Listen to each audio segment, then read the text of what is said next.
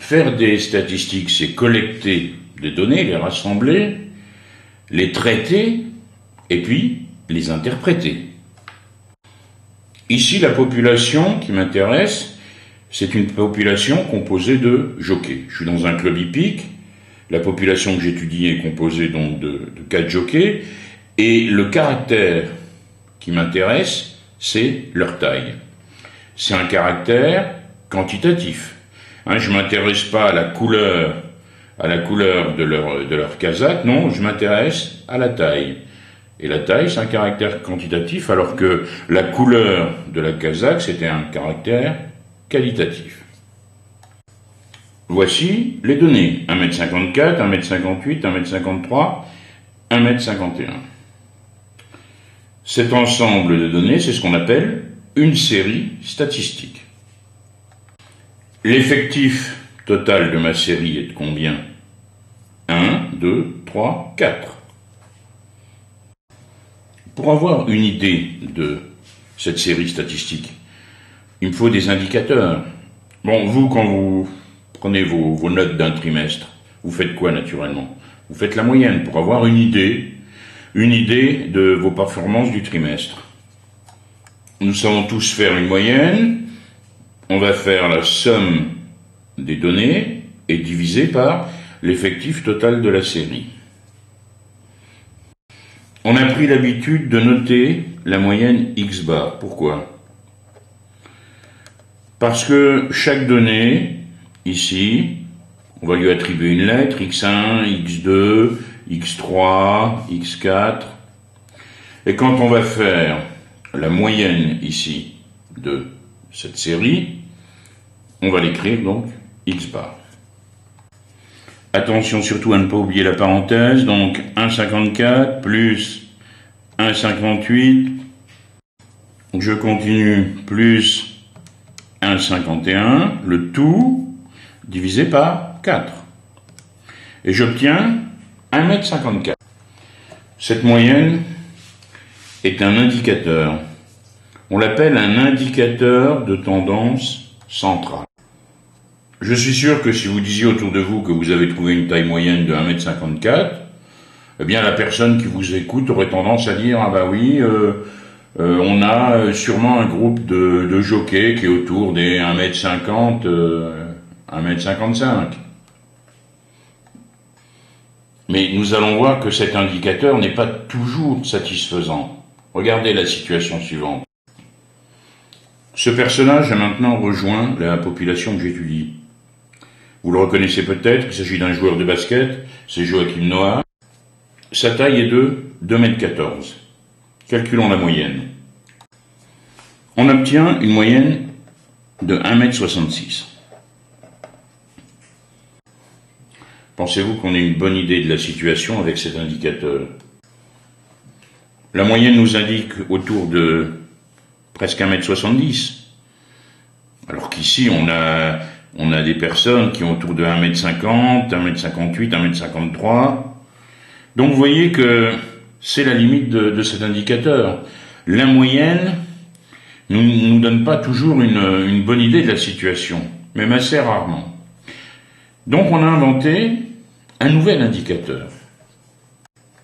Cet indicateur, c'est un nombre qui va me permettre de partager mon groupe en 2 groupes de même effectif. Pour le trouver, je range d'abord les données dans l'ordre croissant. J'ai donc 1,51, 1,53, 1,54, 1,58 et 2,14. Bien ici, j'ai une valeur qui me permet de séparer mon groupe en 2 groupes de même effectif. La valeur, c'est bien sûr 1,54 m. C'est ce qu'on appelle la médiane de la série. On la note grand M. Grand M est égal ici à 1,54. La médiane, comme la moyenne, est un indicateur de tendance centrale. Elle vous permet d'avoir une meilleure idée de la situation. Vous savez qu'à partir de la médiane, vous pouvez fabriquer deux groupes de même effectif. Dans le cas que nous avons vu, nous avions un effectif impair, nous avions un effectif de 5. Vous rangez les 5 dans l'ordre croissant suivant la taille, et forcément ici, la troisième donnée va vous donner le nombre qui correspond à la médiane. Vous pouvez ainsi partager votre population en deux groupes de même effectif. Dans le cas que nous venons de voir, on avait un effectif total de 5, c'est un nombre impair. La valeur qui va partager mon groupe en deux, facile, c'est ici forcément la troisième, 1,56 m. Mais ici, par exemple, vous avez maintenant un nombre pair. Vous ne pouvez pas trouver une valeur de la série qui va partager votre groupe en deux groupes de même effectif. Donc vous allez fabriquer ce nombre. Ce nombre, il va se situer entre 1,54 m ici et 1,56 m. Vous pourriez bien sûr prendre n'importe quel nombre compris entre les deux là. Vous pourriez dire 1,55 m, 1,555 m. En général, on se facilite la vie. On prend la demi-somme des deux. 1,54 m plus 1,56 m divisé par 2, ce qui me fera ici une médiane de 1,55 m. Oui, mais et si maintenant j'ai des personnes de même taille, comme ici par exemple? La médiane, c'est un nombre qui vous permet de fabriquer deux groupes de même effectif. Ici, si vous regardez, votre effectif, il est comment, pair ou impair? Il est impair, l'effectif total est de 7. C'est bien à partir de la taille de 1,54 m que vous pouvez fabriquer deux groupes de même effectif. Donc pas de problème, la médiane ici, c'est 1,54 m. Quand vous avez un effectif total impair, vous faites la division euclidienne. 7 divisé par 2, 3, il reste forcément 1. Et vous prenez la valeur qui correspond à la quatrième donnée ici, 3 plus 1. Donc, la quatrième donnée, on trouve bien 1,54 m. J'ai maintenant un effectif pair. Quel nombre qui va me permettre de fabriquer deux groupes de même effectif? Ici, j'ai la troisième donnée qui a une valeur de 1,55 m, la quatrième aussi. Eh bien, le nombre que je vais prendre, c'est bien sûr 1,55 m. En prenant 1,55 m, je peux fabriquer deux groupes de même effectif. Donc si j'ai un effectif pair, je le divise par 2. Je trouve bien sûr un nombre entier. On a une division qui va tomber juste. Eh bien, je sais que la médiane se situe entre la valeur de la troisième et la valeur de la quatrième donnée. À condition, bien sûr, que j'ai bien rangé mes données dans l'ordre croissant. Voici les différentes notes obtenues par un groupe de 10 élèves lors d'un contrôle. J'ai donc ici 10 données qui composent ma série statistique. Si je veux pouvoir interpréter les données, toujours le premier réflexe, c'est de ranger les nombres dans l'ordre croissant. C'est parfois le travail le plus difficile quand il y a un grand nombre de données. Donc un conseil, vous allez mettre un petit signe pour chaque valeur. Bon, la valeur 3, elle apparaît une seule fois. La valeur 7, également. La valeur 8 ici. Alors pour 8, je choisis ce trait. La valeur 10, par contre, elle apparaît ici deux fois. Bon, je vais mettre ce signe. La valeur 13, elle apparaît ici 3 fois. Et vous faites ça au crayon de papier rapidement. Et la valeur 4, elle apparaît une fois, la valeur 14 une fois. Donc vous allez être certain ainsi de ne pas oublier de valeur. Bon, la plus petite, c'est bien sûr 3. Ensuite, qu'est-ce que j'ai? J'ai ici 4, et je continue. On pourrait bien sûr calculer la moyenne et la médiane, mais il existe une méthode plus rapide. On va rassembler les données dans un tableau. Première ligne du tableau, je vais mettre les différentes valeurs de la série. Il s'agit de notes. Je démarre, toujours dans l'ordre croissant, 3, 4 et 14. Ma série comprend 7 valeurs. Elle a un effectif de combien? Un effectif total de 10. Je vais donc mettre ici les effectifs correspondant à chaque valeur. C'est là que vous avez remarqué, c'est intéressant d'avoir mis ici des signes pour tout de suite repérer les données qui avaient la même valeur. 3, j'en ai qu'un. 4, combien? 1. 7, 1. 8, 1. 10, 2. 3. Et puis 1. Le fait d'avoir présenté la série ici dans un tableau, ça peut déjà me permettre de calculer la moyenne plus rapidement. Je vais donc faire 1 fois 3, puisqu'il n'y avait qu'un seul 3, plus 1 fois 4, plus 1 fois 7, plus 1 fois 8. Mais attention, j'avais 2 fois 10, 3 fois 13 et 1 fois 14. Le tout sur 10. Ce qui me donne ici 9,5. Quand vous aviez ce tableau déjà peut-être l'an dernier, vous pouviez rajouter une ligne qui est ce qu'on appelle la fréquence. Qu'est-ce que c'est que la fréquence? C'est rien d'autre que la proportion. Si je m'intéresse à la fréquence d'apparition, par exemple, de 13, l'effectif total de la série, c'est 10. Il est apparu combien de fois 13? 3 fois. Donc la proportion de 13 qu'il y a dans ma série, vous diriez qu'elle est de 3 sur 10. C'est-à-dire 0,3. La fréquence d'apparition de 13, c'est 0,3. La fréquence d'apparition de 3, c'est quoi?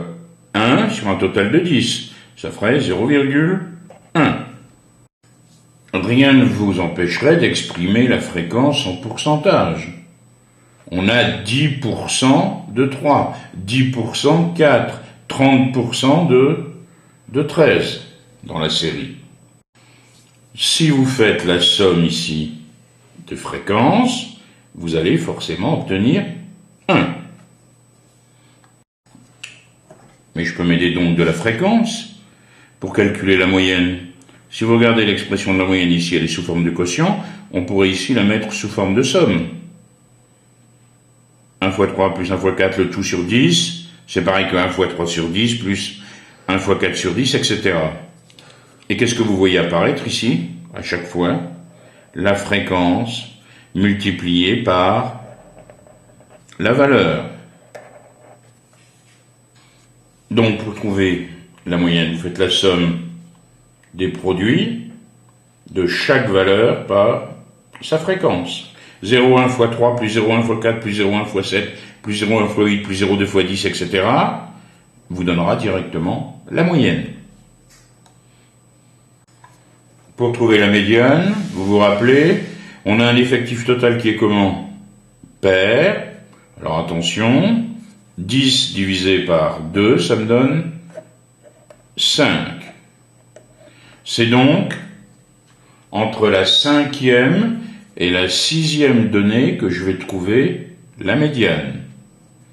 1, 2, 3, 4, 5, 6. La 5e et la 6e donnée correspondent à la valeur 10. Entre la 5e et la 6e, comme c'est évidemment les mêmes valeurs, ma médiane sera 10. On a maintenant une série statistique de notes qui sont rangées déjà dans un tableau. Les notes, les différentes valeurs et l'effectif correspondant à chaque valeur. Ma série compte 9 valeurs et l'effectif total de la série est de 100. Il y a en tout 100 données, 100 notes. Dans notre tableau, il va être intéressant d'ajouter une nouvelle ligne. Le nom est un peu compliqué. Effectif cumulé croissant. Vous allez tout de suite comprendre ce que cela signifie. Si je dis que j'ai 8 élèves qui ont eu ici 4, c'est la plus petite note 4. Donc je pourrais aussi exprimer ça en disant qu'il y a eu 8 élèves qui ont eu une note inférieure ou égale à 4. Maintenant, si je m'intéresse à la note 5, si je veux savoir le nombre d'élèves qui ont eu une note inférieure ou égale à 5, au 8 que j'ai pour 4, je vais ajouter les 7 de 5. J'obtiens 15. Vous comprenez pourquoi il y a le mot cumulé. En fait, vous cumulez les effectifs, ici de 4 et de 5, et vous savez le nombre d'élèves qui a une note inférieure ou égale à 5. Le nombre d'élèves qui a une note inférieure ou égale à 9, 15 et 11, 26. Il y a 26 élèves qui ont une note inférieure ou égale à 9. Et vous continuez. J'en suis à 14, 73 élèves ont une note inférieure ou égale à 14. 73 et 12, 85 élèves ont une note inférieure ou égale à 17. Et enfin, 96 plus 4, 100 élèves ont une note inférieure ou égale à 20. Un moyen de vérifier si on n'a pas fait d'erreur, c'est ici, on doit retrouver bien sûr l'effectif total. Tous les élèves ont une note inférieure ou égale à 20, puisque 20 est la valeur maximale de la série.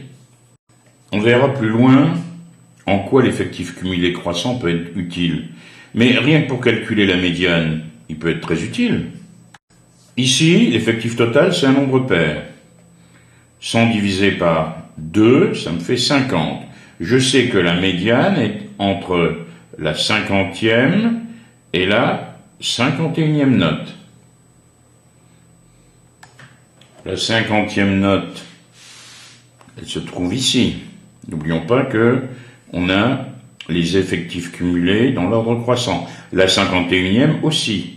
Donc pas de problème puisque la médiane c'est entre la 50e et la 51e, c'est la même valeur, c'est 13. De la même façon que j'avais ici les effectifs cumulés croissants, on peut ici utiliser aussi les fréquences cumulées croissantes. J'ai donc ici une fréquence de 8 centièmes correspondant au nombre d'élèves ayant une note inférieure ou égale à 4. Ici, 15 centièmes. 15% des élèves ont une note inférieure ou égale à 5, etc.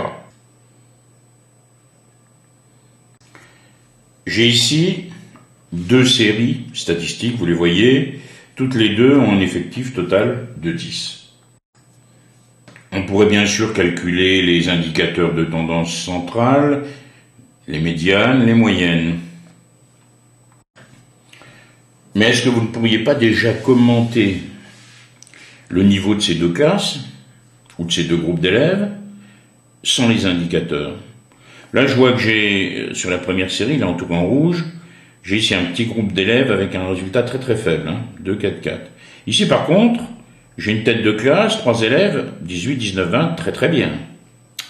Puis au milieu ici, j'ai 4 élèves autour de 12, 13, 14. Bon, par contre, dans la deuxième série, la série entourée de bleu, j'ai un grand groupe d'élèves qui a des notes comprises entre 10,5 et 15. Et seulement 2 élèves qui ont une note assez basse autour de 7 et 9. On peut donc dire que les notes, les données de la première série sont plus dispersées que celles de la deuxième série. Pour mieux le constater, ici j'ai préparé une droite graduée. On va ici placer les différentes données de chaque série en couleur. J'ai placé ici par des points bleus La deuxième série, eh bien ça se confirme, hein. On voit qu'ici, la série en rouge est beaucoup plus dispersée qu'ici, la série qui est passée en bleu. Donc il serait intéressant, quand on étudie les données, d'avoir des indicateurs de dispersion. Vous en connaissez déjà un, c'est l'étendue de la série. Vous pouvez très bien dire que la série, déjà ici, en rouge, les valeurs extrêmes sont 2 et 20. On est sur une étendue de combien de points? 18 points. La série, en bleu, les notes varient de combien à combien? De 7 ici à 15. L'étendue est 8. Cet indicateur de dispersion, il est intéressant, l'étendue de la série. Mais ici, par exemple, j'aimerais bien avoir des indicateurs qui me permettent de dire que, par exemple, dans le cas de la série rouge, j'ai pratiquement un quart des élèves qui ont des notes entre 18 et 20, un quart des élèves qui ont des notes jusqu'à 4-5, puis une grosse moitié qui est entre 12 et 14. Bien, ces indicateurs, ce sont les quartiles. Dans le mot quartile, il y a bien sûr la racine quart. On va s'intéresser au quart de l'effectif. Vous allez me dire, là, ça tombe pas juste. Si vous faites 10 divisé par 4, ça vous fait 2, il reste 2. Donc, le premier quartile, ça va être la valeur de la série pour laquelle il y a au moins un quart de l'effectif qui a une note inférieure ou égale au quartile. Donc, si vous voulez au moins un quart de l'effectif, il va falloir trouver combien de personnes avant cette note? 2? Non, parce qu'il va rester quelque chose. Donc, le nombre de personnes, c'est 3. Il faut trouver la valeur pour laquelle on a au moins 3 personnes qui ont une note inférieure ou égale à cette valeur. Alors, regardons. 1, 2, 3. Si je prends la valeur 4, j'ai bien 3 personnes qui ont une note inférieure ou égale à 4. C'est ce qu'on appelle le premier quartile. On le note Q1. C'est un indicateur de dispersion. Pour compléter, on va calculer le troisième quartile. Fort logiquement, le troisième quartile, c'est la valeur pour laquelle j'ai au moins 3 quarts de l'effectif qui a une note inférieure ou égale à ce troisième quartile. On évalue d'abord ce que ça représente, 3 quarts de l'effectif. 10 fois 3 quarts. C'est égal à 7,5. Ça tombe pas juste. On veut au moins 3 quarts. Donc on va prendre 8. Quelle est la valeur pour laquelle j'ai 8 personnes qui ont une note inférieure ou égale à cette valeur? 1, 2, 3, 4, 5, 6, 7, 8.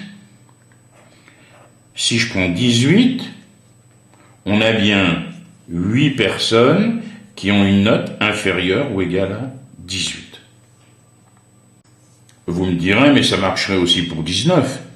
J'ai 8 personnes qui ont une note inférieure ou égale à 19. Mais attention, les quartiles, il faut que ça soit les plus petites valeurs possibles.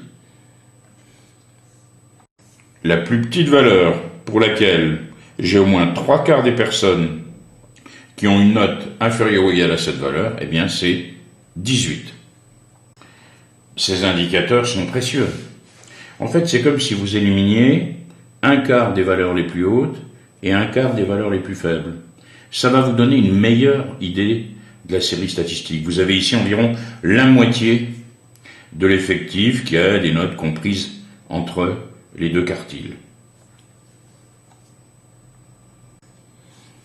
Et si je prends l'autre série de tout à l'heure, la deuxième, toujours sur un effectif total de 10, pour trouver le premier quartile Q1, je sais, depuis tout à l'heure, qu'il s'agit de trouver la plus petite valeur de la série pour laquelle j'ai au moins un quart des élèves qui ont une note inférieure ou égale à cette valeur. On avait trouvé tout à l'heure qu'il fallait trouver 3 personnes. 1, 2, 3. Le premier quartile ici, il est de 10,5. Et le troisième quartile, il est de combien? Le troisième quartile, il faut que je trouve la valeur pour laquelle j'ai au moins 8 personnes. 1, 2, 3, 4, 5, 6, 7, 8. Il s'agit de 14.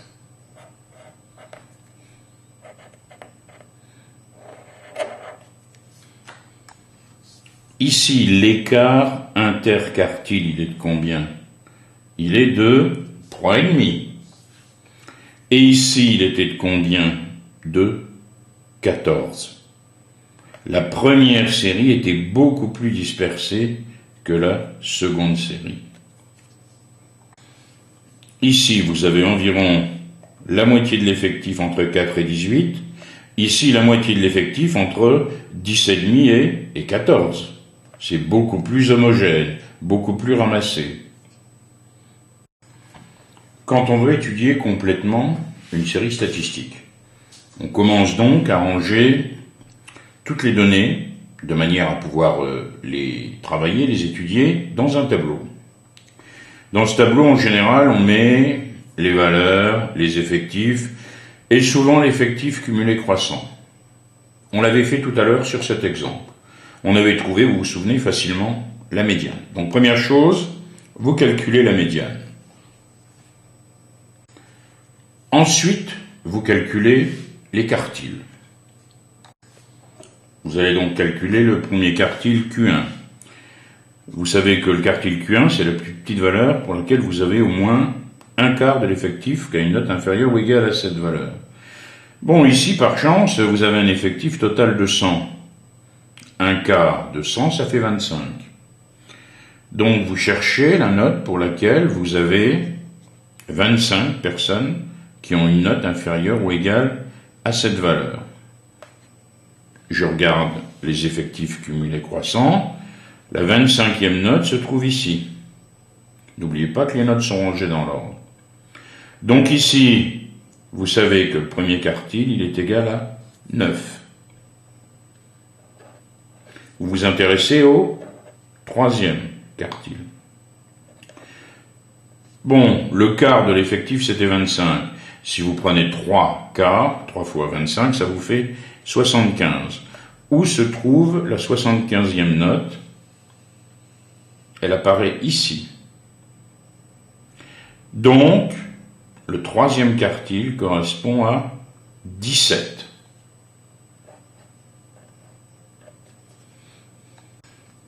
Pour mieux voir la dispersion, tout à l'heure, vous vous souvenez, j'avais tracé une droite graduée. Eh bien, on va faire de même. On trace une droite graduée. Je n'ai pas besoin de démarrer à 0. Je sais que les valeurs extrêmes sont 4 et 20. Ensuite, je repère mes indicateurs de dispersion. Il y a ici Q1, 9, c'est ici. Q3, 17, c'est ici. Et puis, j'ai un indicateur de tendance, c'est M. Il est ici, la médiane. Je fais ensuite une boîte, un rectangle, dont les limites ici correspondent au quartile. Ce rectangle, sa hauteur n'a aucune importance. Nous sommes en train de faire ce qu'on appelle le diagramme de Tukey. C'est un mathématicien, on l'appelle aussi souvent le diagramme en boîte, ou le diagramme à moustache. Alors pourquoi est-ce qu'on l'appelle le diagramme à moustache? Parce qu'après avoir fait cette boîte, en fait, vous faites ici des segments pour aller jusqu'aux valeurs extrêmes. C'est pourquoi ce diagramme est parfois appelé un diagramme à moustache. Il ne vous reste plus ensuite qu'à faire ici un segment vertical qui va correspondre à la médiane. Ce diagramme en boîte vous permet de résumer les paramètres de la série. Vous savez ici qu'il y a au moins un quart de l'effectif qui a une note inférieure ou égale à Q1, à 9. Vous savez qu'il y a au moins un quart de l'effectif qui a une note supérieure ou égale à 17. Et vous savez qu'il y a au moins la moitié de votre effectif qui a une note comprise entre 9 et 17. Vous avez ici la médiane qui sépare votre groupe en deux. Vous avez au moins la moitié des élèves qui ont une note inférieure ou égale à 13. Vous avez au moins la moitié des élèves qui ont une note supérieure ou égale à 13. Et puis bien sûr, du premier coup d'œil, vous avez l'étendue de la série. Vous allez de 4 à 20, l'étendue de la série est donc de 16. Les statistiques. D'abord, quelques rappels de vocabulaire. Admettons que je sois pêcheur et que je désire avoir des informations sur la taille des truites d'une rivière.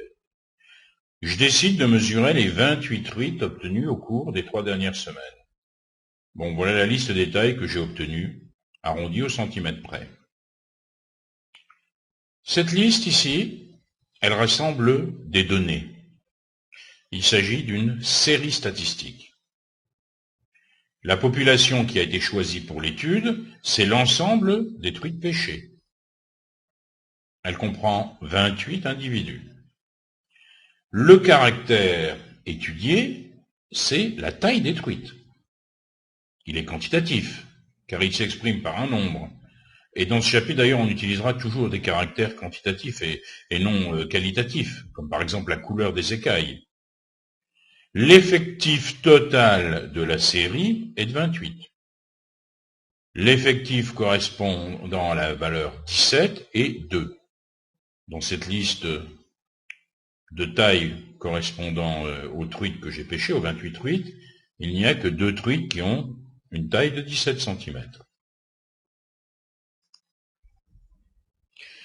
Pour pouvoir mieux travailler en statistique, on va regrouper les résultats dans un tableau. Dans ce tableau, on va préciser les effectifs de chaque valeur. Et on va ranger les valeurs dans l'ordre croissant. Donc voilà le tableau ici qui résume les données qu'on avait dans le paragraphe précédent. Mais une série, on peut aussi la définir par les fréquences de ces valeurs. C'est-à-dire ici, pour une taille de 17 cm, j'en avais 2 sur 28 des truites. Pour une taille de 23 cm, j'en ai 5 sur 28. Cette fraction 2 sur 28, c'est ce qu'on appelle la fréquence. Elle est ici de 0,07, à peu près, si j'avais envie de l'écrire sous forme de nombre à virgule. À la place du mot fréquence, on pourrait utiliser le mot proportion. La proportion de truites ayant une taille de 20 cm est de 3 sur 28. C'est la fréquence. Si on ajoute toutes les fréquences, on obtiendra bien sûr 1. On pourrait même exprimer les fréquences en pourcentage. La fréquence des truites ayant une taille de 17 cm est de 7% ici.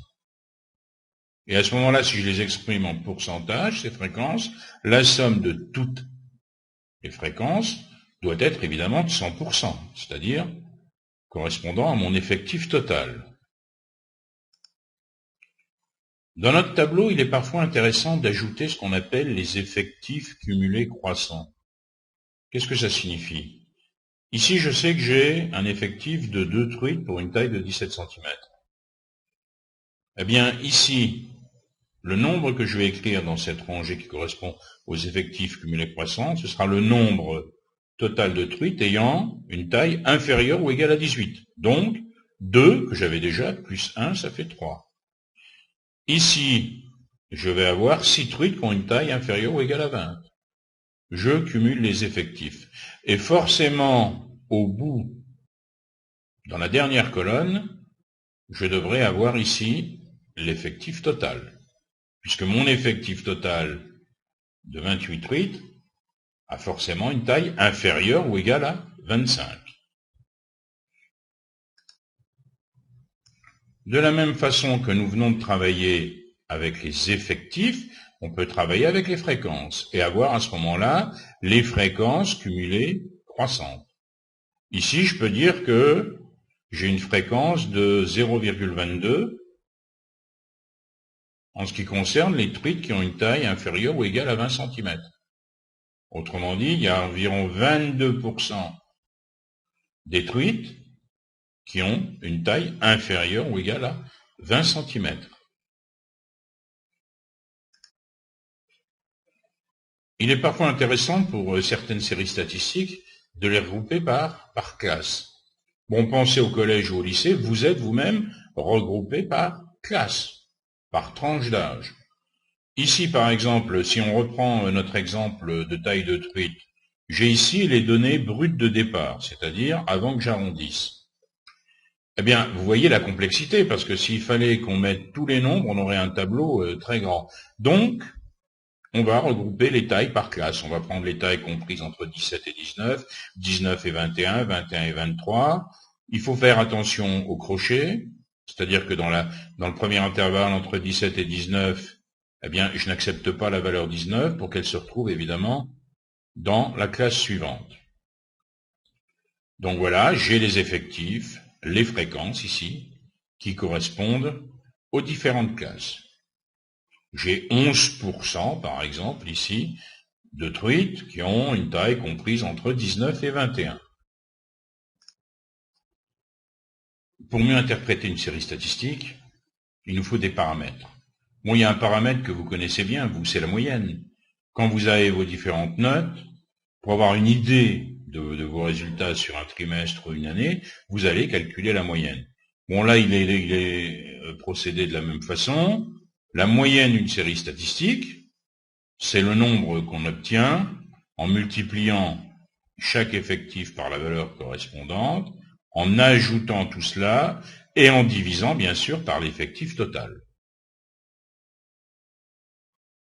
Ici, on procède de la même façon avec les fréquences.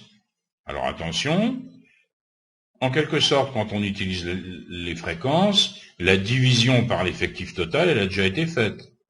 Donc pour avoir directement la moyenne, il suffit de multiplier chaque valeur par sa fréquence, plus la valeur suivante multipliée par la fréquence suivante, plus etc.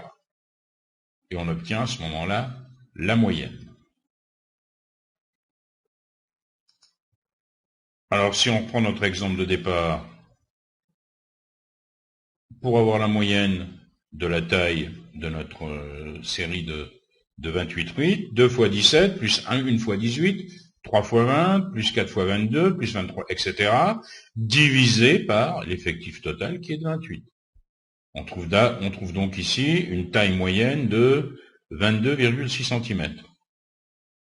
Alors si on utilise les fréquences, on obtient directement la moyenne en faisant 17 fois 0,07, plus 18 fois 0,04, plus 20 fois 0,11, etc.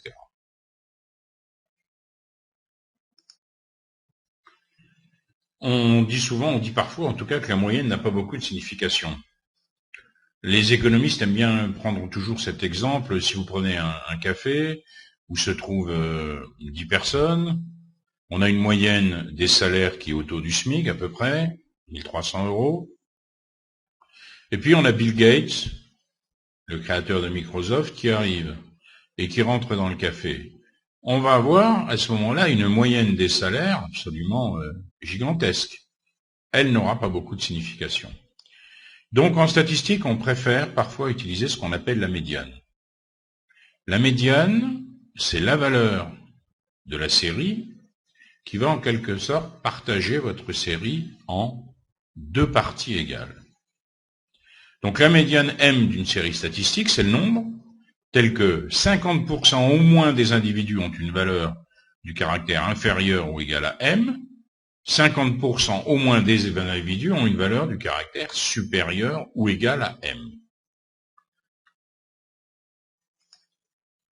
Voyons tout de suite un exemple pour être plus concret. Ici, je limite ma population à 5 truites. C'est un nombre impair. J'ai dressé le tableau. J'ai donc 2 truites qui ont 17 cm, une à 18 et enfin 2 qui ont 20 cm. Eh bien, la médiane, ce sera 18 cm, qui correspond à la troisième truite, en imaginant qu'elles sont rangées dans un ordre croissant. Si maintenant j'ai un nombre pair, comme ici 6 truites, eh bien ici, il va falloir que j'indique une dimension qui puisse séparer mon groupe en 2 groupes égaux. Donc comme médiane, je vais prendre par exemple 19. En général, on prend la demi-somme 18 plus 20 ici divisé par 2. On sait que la médiane, c'est la taille qui est comprise entre celle de la troisième truite et celle de la quatrième truite. Donc 18 plus 20 divisé par 2, je peux prendre une médiane de 19 cm. J'ai 3 truites avant 19 cm et 3 truites après. Donc en résumé, dans la pratique, si l'effectif total est impair, donc il s'écrit sous la forme 2 fois quelque chose plus 1. Si par exemple j'ai un effectif total de 15, ça va me faire 2 fois 7 plus 1. Bien alors je sais que la médiane, c'est la valeur qui est située au rang k plus 1. Donc dans mon exemple, c'est le rang 7 plus 1, c'est le 8e. Pour reprendre notre exemple, si comme valeur de l'effectif total, j'ai par exemple 25, je sais que 25 c'est 2 fois 12 plus 1, donc la médiane, elle correspondra au 13e rang, c'est-à-dire 12 plus 1. Maintenant, si n est pair, il s'écrit sous la forme n égale 2 fois k. Par exemple, si n a une valeur, si l'effectif total est de 28, il s'écrira 2 fois 14. Alors m, la médiane, c'est la demi-somme des valeurs situées au rang k et au rang k plus 1. Donc dans mon exemple, au rang 14 et au rang 14 plus 1.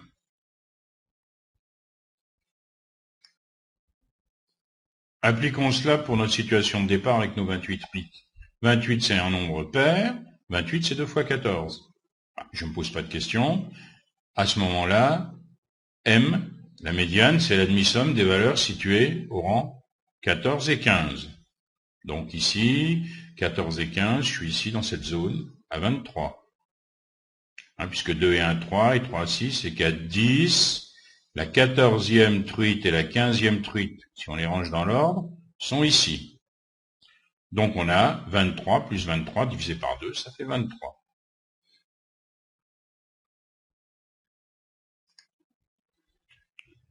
Un autre paramètre, c'est le quartile. Le premier quartile, qu'on appelle en général Q1, est la plus petite valeur Q1 de la série, telle qu'au moins un quart des valeurs de la liste sont inférieures ou égales à Q1. Le troisième quartile, le Q3, c'est la plus petite valeur Q3 de la série, telle qu'au moins les 3 quarts des valeurs de la liste soient inférieures ou égales à Q3. Allons tout de suite dans le concret. Reprenons notre exemple. J'ai un effectif total de 28. Donc un quart des effectifs, ça me fait 7 individus. Quelle est la plus petite valeur en taille où j'ai un quart des individus, c'est-à-dire 7 qui sont situés avant? Alors, je regarde, 2, 1, 3, 3 et 3, 6. Le 7e, il est ici à 22. Donc c'est bien 22 qui est mon premier quartile. C'est cette valeur, à partir de cette valeur qui est la plus petite, où j'ai au moins un quart des gens, ou plutôt des truites en l'occurrence, qui ont une taille inférieure à 22 cm. Cherchons maintenant le troisième quartile. Bon, je regarde d'abord 3 quarts de l'effectif. Comme on est 28, ça correspond à 21 individus. La plus petite valeur, telle qu'au moins 3 quarts des valeurs lui soient inférieures, est 24. Vérifions cela sur le tableau.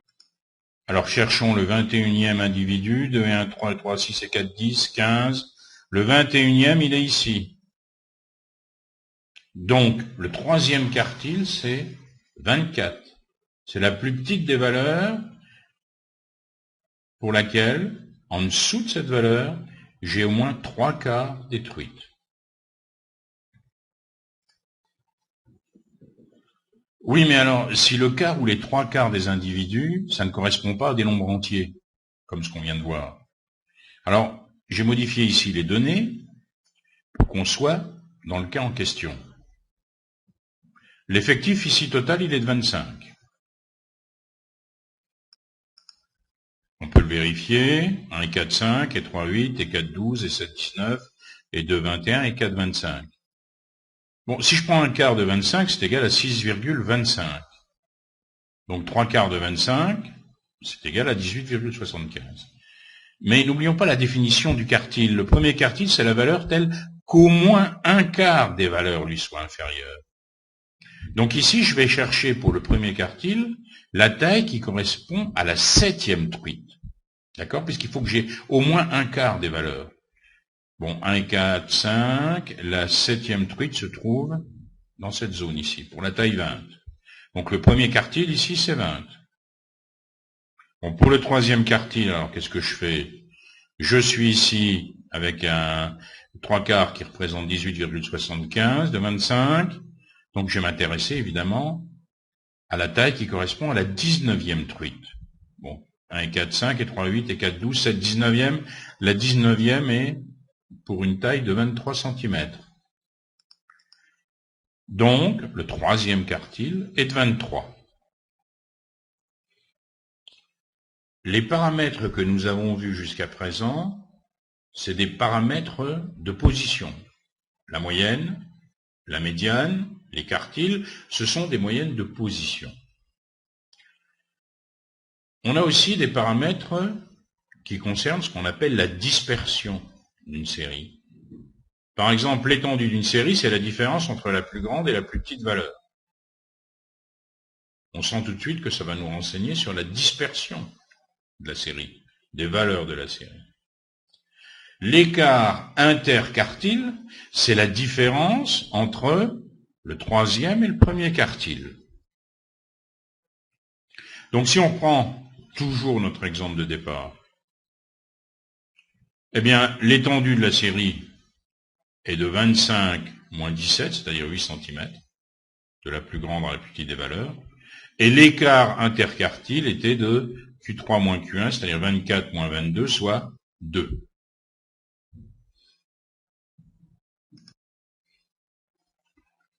On peut résumer tous les indicateurs de notre première série statistique sur ce qu'on appelle un diagramme en boîte ou parfois un diagramme à moustache. Donc ici, on trace une droite sur laquelle on va mettre différentes valeurs. Donc vous voyez que ces valeurs ici, elles représentent les tailles détruites.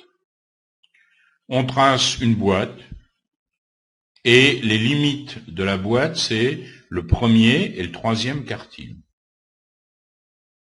Ensuite, on met ce qu'on appelle les moustaches qui vont aller jusqu'aux valeurs extrêmes. La plus petite de nos valeurs de la taille de nos truites, c'était 17 cm, et puis ici, 25 cm. Et on trace en rouge, ou en couleur, la médiane, sur la boîte. On trace parfois également la moyenne. Ça dépend. Donc vous voyez tout de suite que vous avez beaucoup d'indications du premier coup d'œil.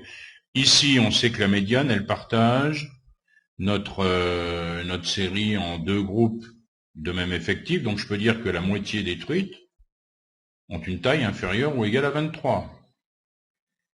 Je peux dire aussi, en considérant ici l'écart interquartile, que la moitié des truites ont une taille comprise entre 22 et 24.